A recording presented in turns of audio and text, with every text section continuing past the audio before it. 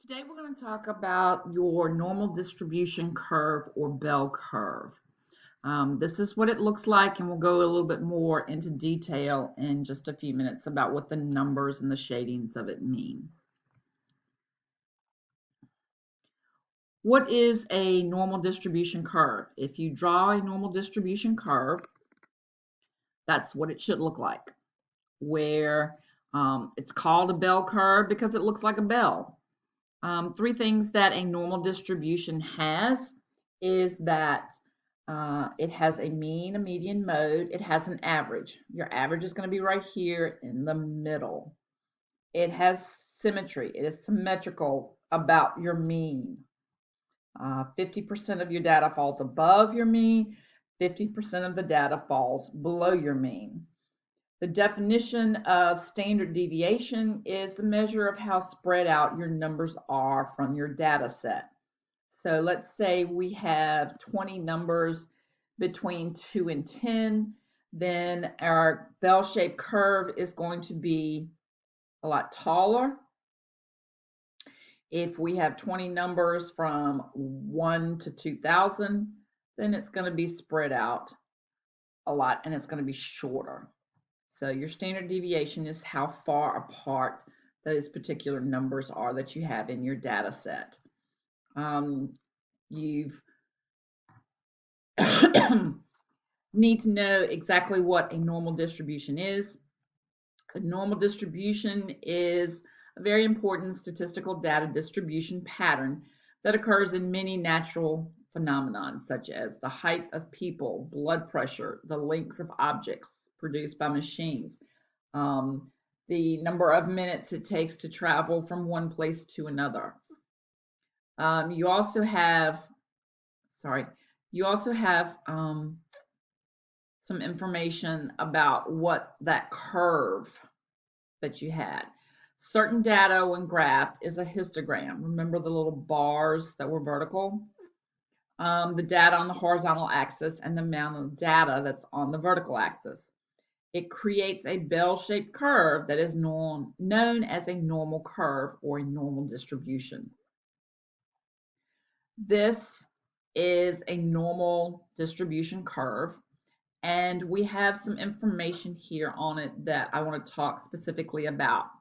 The mean, of course, you take all of your data numbers that you have, you add them all up, you divide by how many data points you have in your set, and that's known as your mean. Your mean is also denoted by the Greek lowercase letter mu. That is the middle of your set of data, where 50% falls below, 50% falls above. Then we have something that's called standard deviation.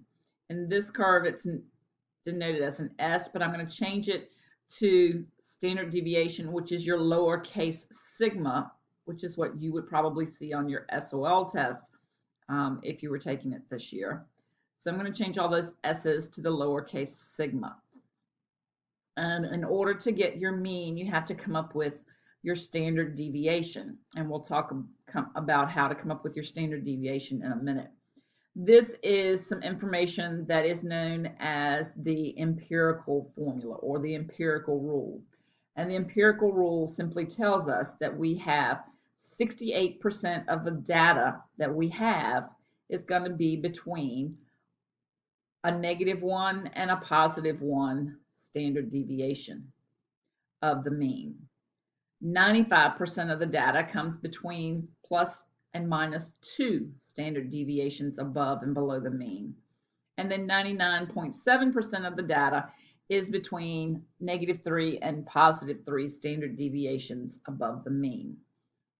We can find out certain percentages for this. If we take 68 and we divide by 2, then we get 34. And I'll go back to this particular picture here. So between plus or minus 1 standard deviation, we have 68% of the data. Remember, the data is from the mean, and the mean is divided by 2. So if we do 68 divided by 2, we have 34% above the mean and 34% below the mean. Then plus or minus 2 standard deviations was that 95. Well, if we take 95 and we subtract the 68 that we already know is from 1 to negative 1%, we are left with 27% that we have to divide evenly above and below. So if we divide 27 by 2, then we get our 13.5% above, 13.5% below. Then if we take our 99.7% and we subtract the 95%, that is 2 standard deviations, what we have is 4.7. 4.7, we divide by 2, we get 2.35, which in this case, we have rounded to 2.5. Normally, you'll see it written as 2.35. Sometimes you'll see it written as 2.5. It's such a small percent that we'll probably be using the 2.35%. But that's how the percentages are laid out on your normal distribution curve. If we go back and we look a little bit closer at how our curve is divided up, remember we said that this is our mean.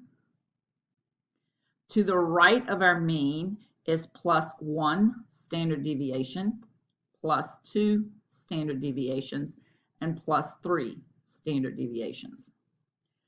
To the left of our mean, we have minus 1 standard deviation, minus 2 standard deviations, and minus 3 standard deviations. We know that 68% of all of our information falls within 1 standard deviation. So that's going to be our 68% here. 68%, remember we divided it and we get 34 below the mean and 34% above the mean. Then our next empirical rule number that we had was 95. So 95% of our data falls between 1 and 2 standard deviations. If we take away our 68%, what we had left was 27%, and then 27 divided by 2 gave us that we had our 13.5% between 1 and 2 standard deviations. So we have 13.5 above and below. And then we had the information that told us that 99.7% of our data falls between -3 and +3 standard deviations. So between those standard deviations, we're going to have 2.35%. So that's where all of those numbers come from. These are standard numbers. If you remember these 3 percentages, your empirical rule formulas, if you don't remember these, then you should be able to find those. But all of these correspond back to these 3 percentages. I would definitely recommend that you try to remember those. It'll make your work much easier. Okay, so if we're looking for to find the percentage of the normally distributed, so there's a hint right there of what we're looking for. We've been told normally distributed, and we want to know within 2 standard deviations of the mean. So if we remember our empirical rule formula and the information that we had, if we are between 2 standard deviations, that's going to be here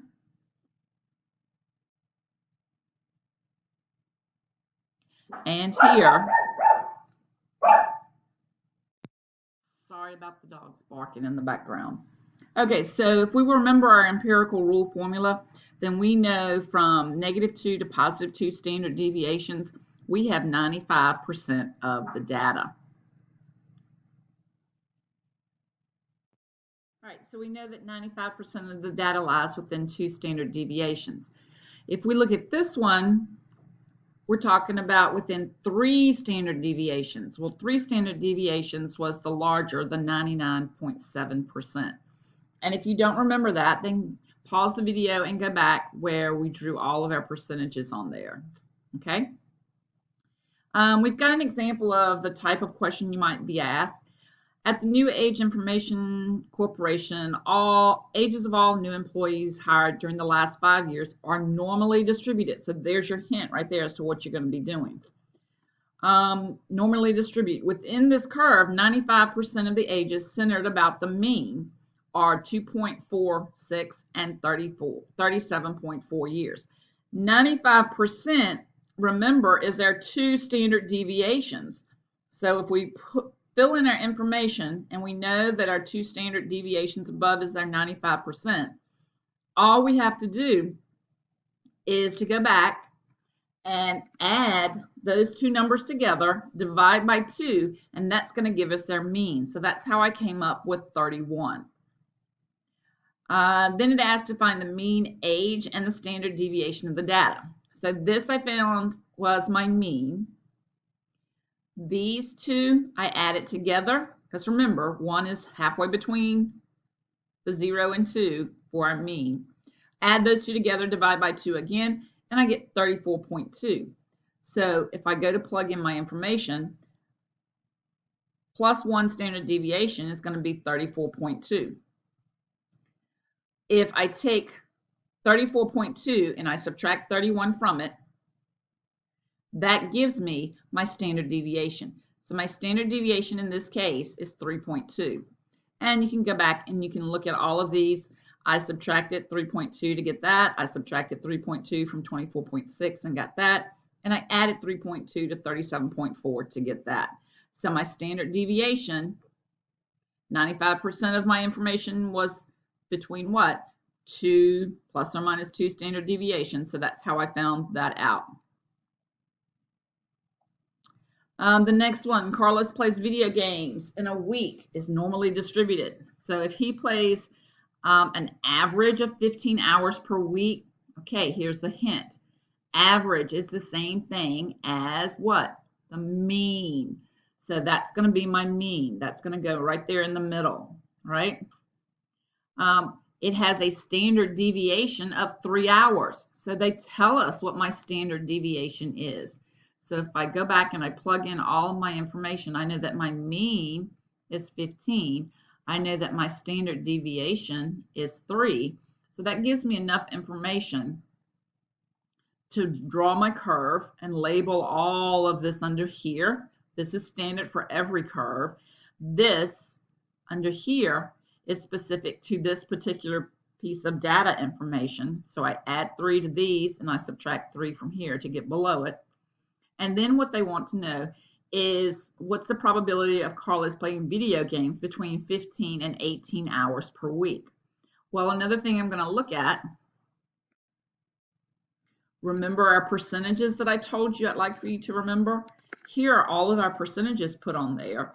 And if we want to know what is the percent, what's the probability that Carlos will be playing video games between 15 and 18 hours per week?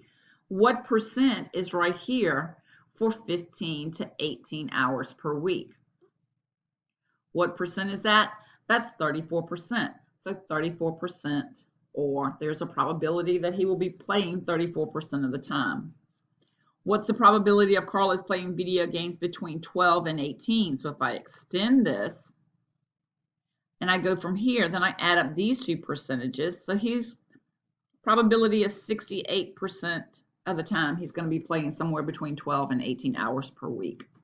So that also, again, is really pretty easy. Got 2 questions here kind of set up. And if we draw a normal distribution curve, we can kind of fill in the information. So the first thing was to sketch the curve where the data is normally distributed. The mean is 12, standard deviation is 1.5. So I label all of that, 12, and then I add 1.5 to each of these, subtract 1.5 from each of these. I get my information. Once I have it all loaded and drawn, then I can name the interval about the mean, which is about, let's say, 68% of the data is located. 68% of the data is located between 10.5 and 13.5. So 10.5 and 13.5. What percent of data is between 7.5 and 16.5? This is that whole gamut there. So that is going to be 99.7% of the information is between that. What percent of data is between 9 and 15? 9 and 15. So I go from here. So that's 2 standard deviations. So that's 95%.